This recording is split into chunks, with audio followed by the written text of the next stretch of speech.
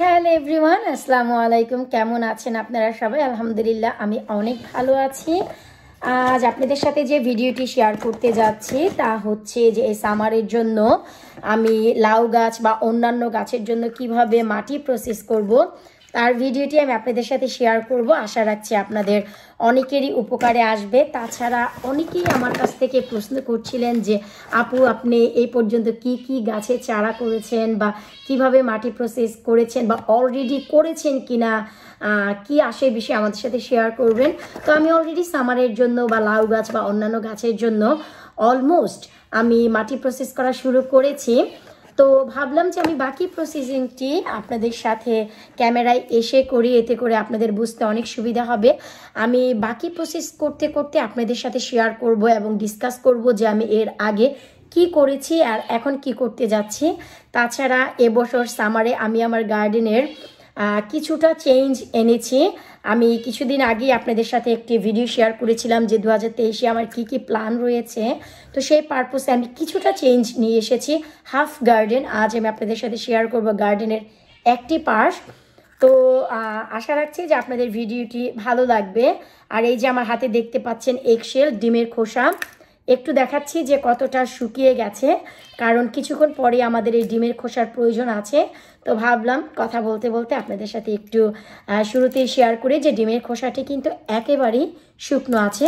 হাত দিয়ে প্রেস করলেই, হাত দিয়ে ঝাঁটা মারলেই একেবারে ভেঙে গুঁড়ো হয়ে যাচ্ছে।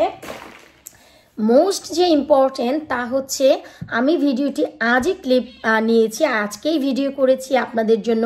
আজকেই আমি ভিডিওটি এডিটিং করে আপলোড দিয়েছি ইউটিউবে, এই জন্য যেন আপনাদের বুঝতে সুবিধা হয়। অনেক সময় দেখা যায় যে আমরা ভিডিও করে কি হয় যে একটু সময় লেগে যায় আপলোড করতে করতে, তো আপনাদের কাছে একটু লেট করে যায়। তো আজ আমি ভিডিওটি লেট করতে যাচ্ছি না, কারণ আপনাদের একেবারে যে পারফেক্ট টাইম তা জানার প্রয়োজন আছে। আজ ফেব্রুয়ারি মাসের 17 তারিখ। আমি আমার গার্ডেনের জন্য গতকালকে থেকেই মাটি তৈরি করা শুরু করেছি। তো চলুন আমি আপনাদেরকে সাথে নিয়ে গার্ডেনে যাচ্ছি এবং কি কি করেছি কি কি করব আপনাদের সাথে শেয়ার করি। সবার শুরুতে আমি যে জিনিসটি আপনাদের সাথে শেয়ার করব তা হচ্ছে আমার গার্ডেনের একটি পাশ আমি যার পরিবর্তন নিয়ে এসেছি, কিছুটা আশা রাখছি আপনাদের ভালো লাগবে। তো শুরুতে আমি দেখাচ্ছি এই যে দেখুন আমার গার্ডেনের যে ফেন্স রয়েছে, যে বাউন্ডারি, একটি বাড়ির সাথে আরেকটি বাড়ির বাউন্ডারি থাকে, আমি এই ফেন্সগুলোকে ওয়াটারপ্রুফ পেইন্ট করেছি। এই হচ্ছে আমার ফার্স্ট কাজ ছিল। আশা রাখছি প্রিভিয়াস ভিডিওতে অলরেডি আপনারা দেখেছেন যে আমি আমার মাচাগুলোকে পেইন্ট করে রেখেছিলাম যেন মাচাগুলো নষ্ট না হয়। তো অলমোস্ট আমার গার্ডেনের ফেন্সগুলো রোদে বৃষ্টিতে নষ্ট হচ্ছিল। আমার এই বাড়ি হচ্ছে 4 বছর হয়েছে আমি বাড়িটি কিনেছি। তো এই 4 বছরে আমি এই ফেন্সগুলোর উপরে কোনো যত্ন দিইনি। তো এই যে দেখুন বৃষ্টি পড়তে পড়তে কাঠের কালার কিন্তু একেবারেই নষ্ট হয়ে গেছে। কিছুক্ষণ পরে আমি পার্থক্য দেখাবো যে নতুন কাঠের কি কালার থাকে আর পুরনো কাঠের কি অবস্থা হয়েছে, বৃষ্টি পড়তে পড়তে। তো কাঠগুলোকে সুরক্ষা করার জন্য আমি যে কাজ করেছি, গাছপালা লাগানোর আগেই আমি এই যে দেখুন একটু লক্ষ্য করলেই দেখবেন আমি সমস্ত ফেন্সে ওয়াটারপ্রুফ পেইন্ট করে দিয়েছি, একেবারে শুরু থেকে শেষ পর্যন্ত নিয়ে। এতে করে আমার যে উপকার হবে, আমার এই কাঠের যে বাউন্ডারিটি রয়েছে এটি সুরক্ষিত থাকবে একেবারে এই লাউ গাছের মাচার মতন। পেইন্ট হচ্ছে আপনার আমি যেটি দিয়েছি ওয়াটারপ্রুফ, আমি একটি বেস দিয়েছি, দুটি দিলে আরও চমৎকার হয়। আর অনেকে হয়তো বা জানতে চাইতে পারেন কালারটি কি, এটি হচ্ছে রিচ চেদার, খুবই চমৎকার কালার, আমার খুবই পছন্দের। তো আমি যে কাজটি করেছি তারপর হচ্ছে আমার এই যে কম্পার্টমেন্টগুলো আছে এগুলো কিন্তু ইটের বাউন্ডারি ছিল, আশা রাখছি আপনাদের মনে আছে। তো আমি সেই ইটের বাউন্ডারিগুলো তুলে এখানে কাঠের বাউন্ডারি দিয়েছি। আমি ছোট ছোট কাঠের ফেন্স করে আমি দিয়েছি।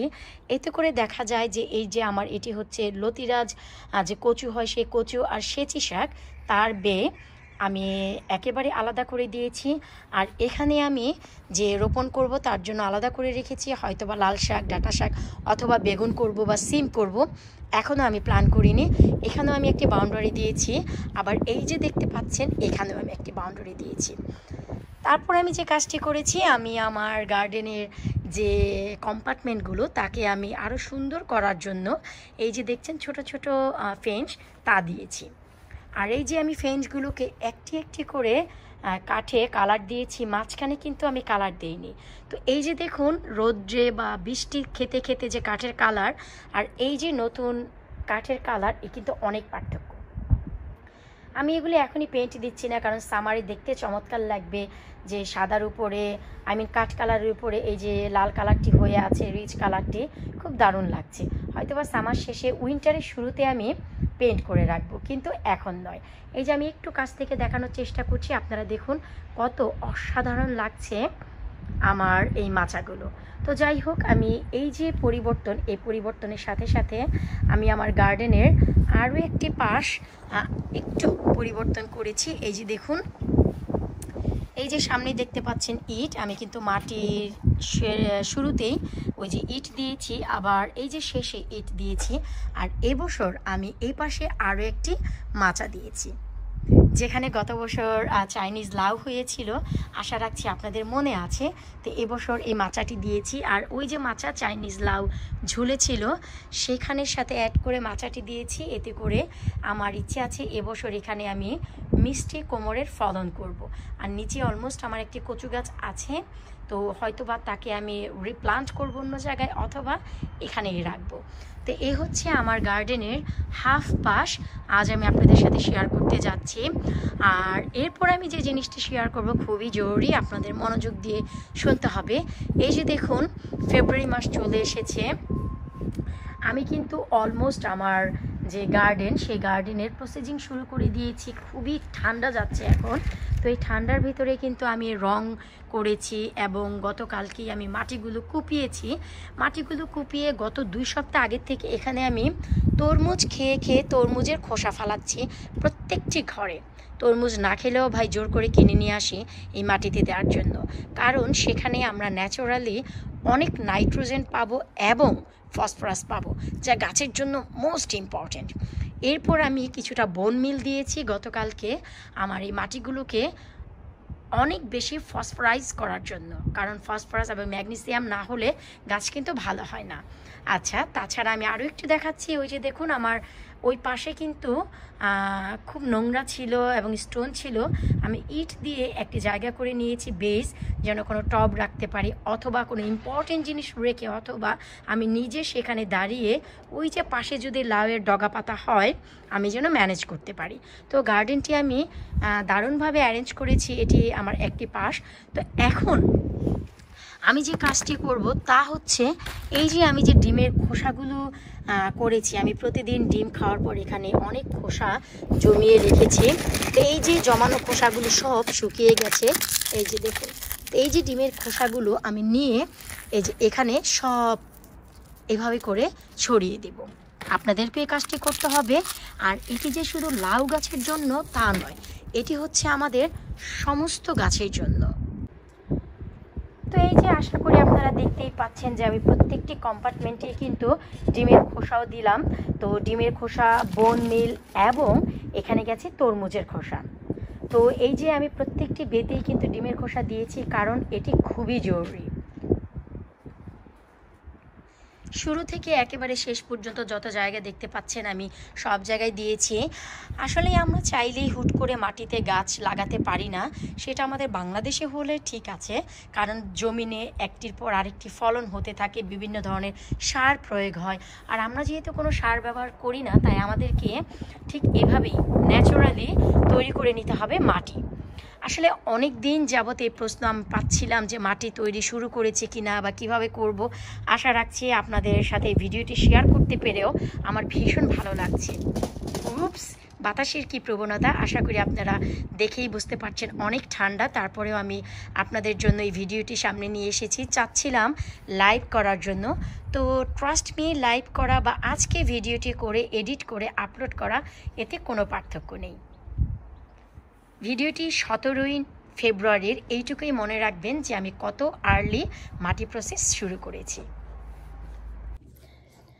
তো দেখলেন তো, আসলে বাহিরে এত ঠান্ডা যে আমি জমে যাচ্ছিলাম, তারপরেও আমি নিজেও আমার জন্য মাটি তৈরি করছি, ভাবলাম আপনাদের সাথে শেয়ার করি। আর ট্রাস্ট মি, আপনারা চেষ্টা করবেন ভিডিওটি না টেনে শুরু থেকে শেষ পর্যন্ত দেখার জন্য, এতে করে আপনারা ডিটেলসে সব জানতে পারবেন। কারণ অনেক সময় দেখা যায় যে ভিডিওটি আমাদের একটু বড় করতে হয় আপনাদেরই সুবিধার জন্য। সব কিছু ডিটেলসে এক্সপ্লেন না করলে অনেক সময় সমস্যা হয়ে যায়। যেমন আমরা কিন্তু সবাই জানি সমস্ত খাবারের সব কিছু আবর্জনা, যত ফ্রুটস ভেজিটেবল রয়েছে, শাকসবজির আমরা যে পিল করি স্কিনগুলো, তা আমরা যদি মাটিতে দিয়ে রাখি তা অনেক ভালো হয় গাছের জন্য। এই কাজটি কখনই করবেন না, কারণ এক একটি ভেজিটেবলের স্কিনে এক এক ধরনের এলিমেন্ট থাকে যা কিনা আমরা সরাসরি দিতে পারি না। যেমন কি আমি এখানে অনেক কিছুই দিতে পারবো, কিন্তু পেঁয়াজের যে খোসা, অনেকে আছে পেঁয়াজ কেটে কেটে কেটে কেটে মাটিতে ফেলে রাখে, এটা কখনোই করবেন না। কারণ পেঁয়াজের খোসাতেই রয়েছে সব থেকে বেশি ইম্পর্টেন্ট এলিমেন্ট, যেমন কি nitrogen, phosphorus, potassium, magnesium, zinc, iron, এমন কিছু নেই যে পেঁয়াজের খোসায় নেই। তবে এই খোসার সার এত বেশি স্ট্রং যা অনেক বেশি আমাদের বুঝে ব্যবহার করতে হয়। তো এই জন্য আপনারা এই কাজটি করবেন না যে সব খোসা নিয়ে হুট করে ফেলে দেবেন।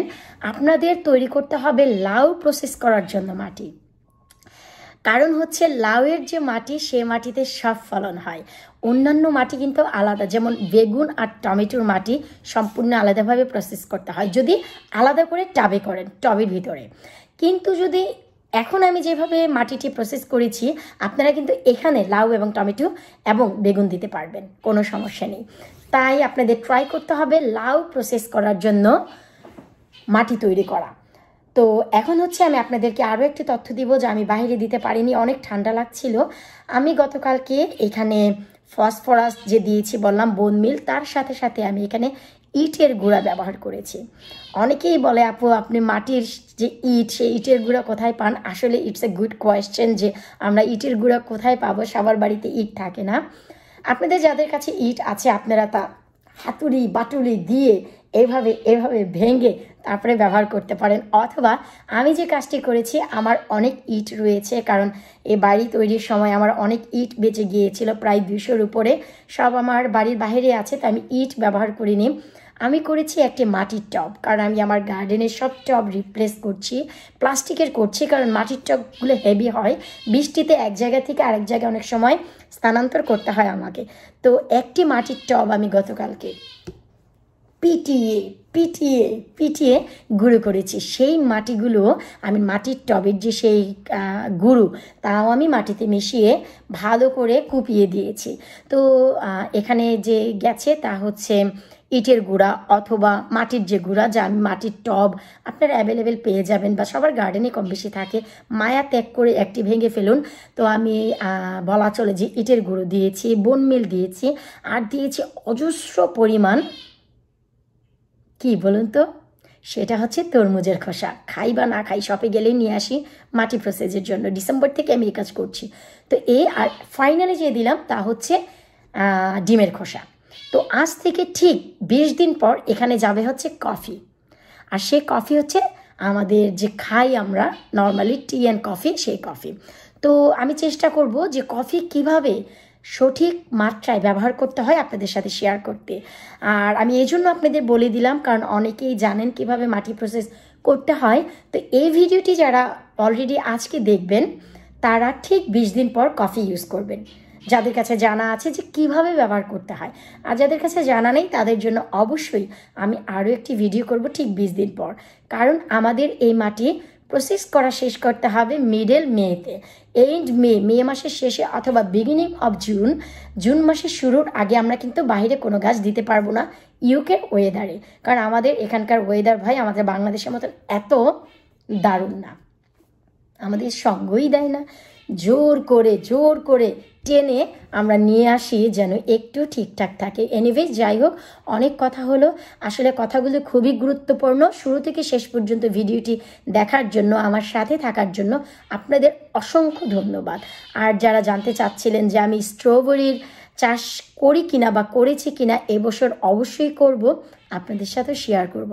আর হ্যাঁ, চিপি একটি কথা বলি, যারা স্ট্রবেরির ফলন করবেন ঘরে, বেকিং সোডা অবশ্যই রাখবেন। কেন? তার কার্যক্ষমতা বা তার কারুকাজ পরে ডিসকাস করব। বিদায় নিচ্ছে আজকের মতো। আল্লাহ হাফেজ।